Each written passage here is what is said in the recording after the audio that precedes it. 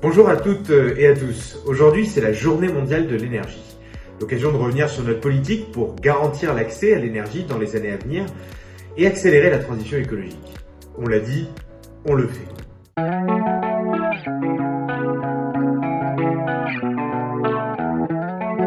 Premier sujet, produire de l'énergie. Pour produire de l'électricité, nous avons de la chance, et c'est notre modèle historique, le nucléaire nous permet d'être un des pays les moins émetteurs de CO2 par électricité produite.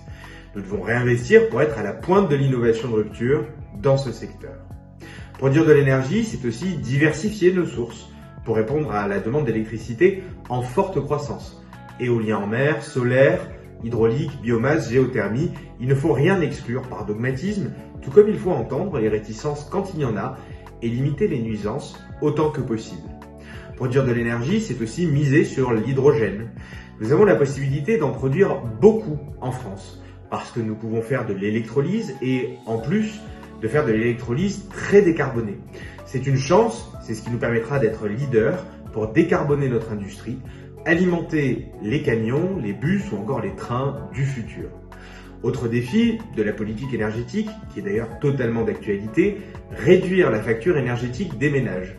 Cela passe notamment par une meilleure isolation de ce logement, un changement de mode de chauffage, des travaux d'éco-rénovation que l'État a fortement accompagnés pendant 5 ans. Concernant la production d'énergie, avec la loi Énergie et Climat de 2019, nous avons inscrit dans la loi la réduction de 40% de la consommation d'énergie fossile d'ici 2030, l'arrêt de la production d'électricité à partir du charbon, l'obligation d'installation de panneaux solaires sur les nouveaux entrepôts et supermarchés, le soutien à la filière hydrogène. Avec France Relance, nous avons mis 1,4 milliard d'euros sur la table pour la recherche et l'innovation dans les technologies vertes. C'est aussi 7 milliards d'euros pour le développement de l'hydrogène bas carbone. La production d'énergie renouvelable est aujourd'hui mieux régulée.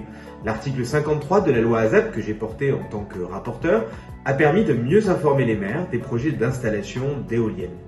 L'article 54 de cette même loi permet de mieux protéger les monuments qui sont inscrits sur la liste du patrimoine mondial.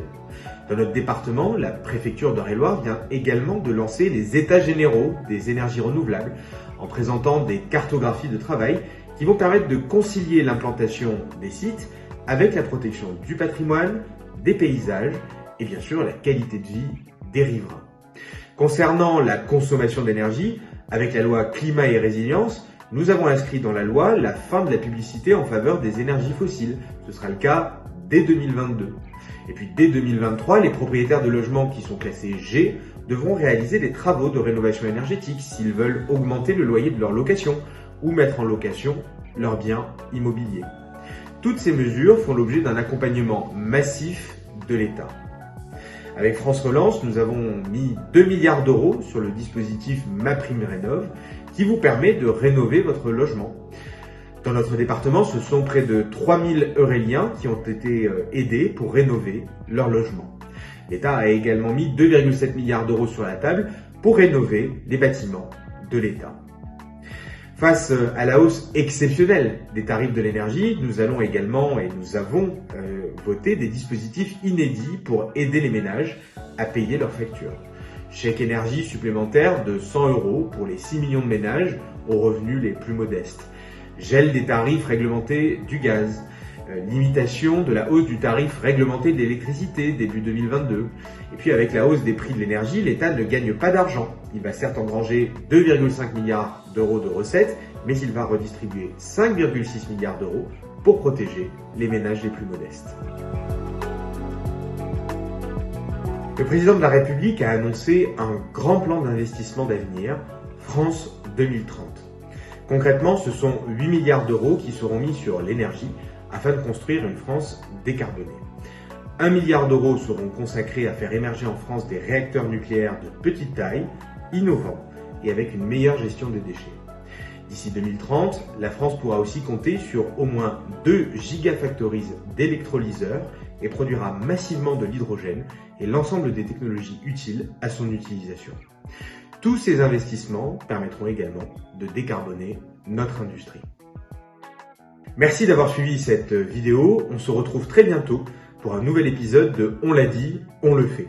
Je vous parlerai du plan d'action pour la croissance et la transformation des entreprises. À très bientôt.